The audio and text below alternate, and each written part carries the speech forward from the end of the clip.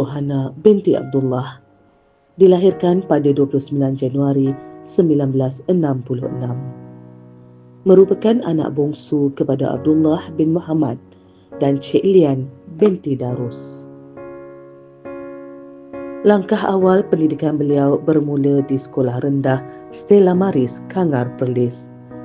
Seterusnya di Father Bars Convent, Sungai Petani Kedah dari tingkatan 1 hingga tingkatan 5 dan seterusnya di Bukit Mertajam High School bagi tingkatan 6. Minat dan kecintaan terhadap dunia perguruan diteruskan di Maktab Perguruan Melayu Melaka dengan pengkhususan major pengajian Inggeris dan minor pendidikan seni. Benarlah kata pepatah, kalau jodoh tak ke mana. Bertautlah kasih dan ikatan sayang antara Puan Rohana binti Abdullah dan Encik Abdul Basit bin Jamaluddin. Mereka telah dikurniakan 2 orang cahaya mata, iaitu Muhammad Zahar bin Abdul Basit dan Nur Zahira binti Abdul Basit.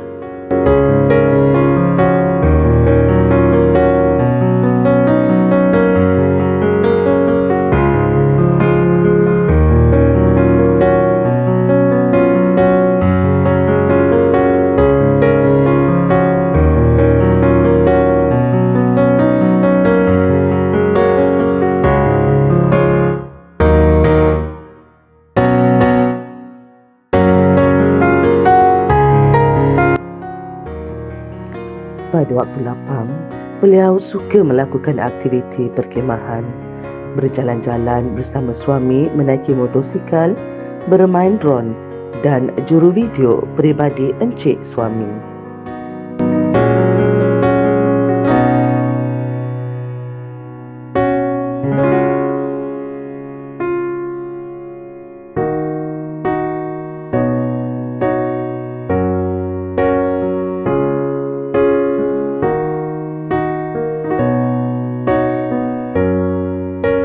Mula berkhidmat pada 3 Disember 1989 di SK Kampung Pek, Machang, Kelantan sehingga tahun 1991.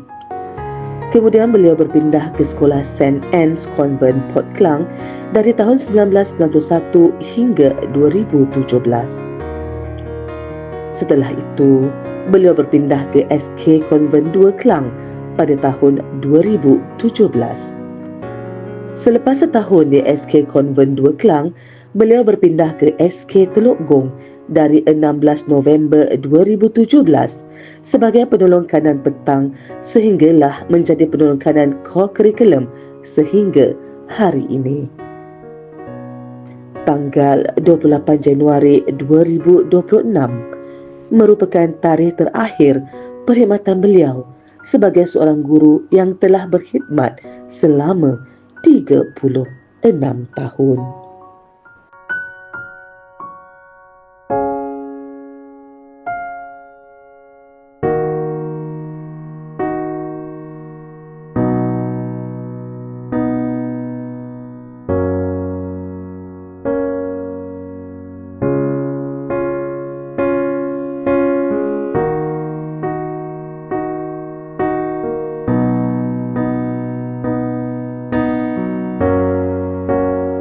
Semasa berkhidmat di St. Anne's Convent, Port Klang, beliau merupakan jurulatih bola jaring, jurulatih Borea, guru data, guru ICT, guru SSDM, setiausaha peperiksaan dalaman, guru APDM, guru SAP, pengerusi kelab guru, setiausaha PIBG serta bendahari PIBG.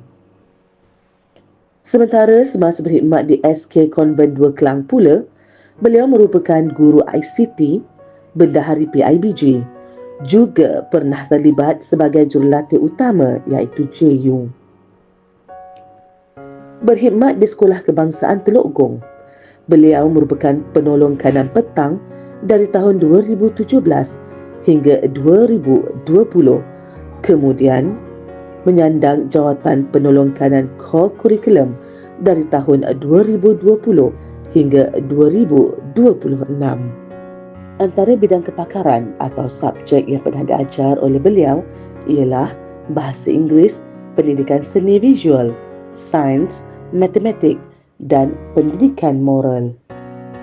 Beliau juga pernah terlibat sebagai jurulatih utama bahasa Inggeris Negeri Selangor bermula tahun 2010.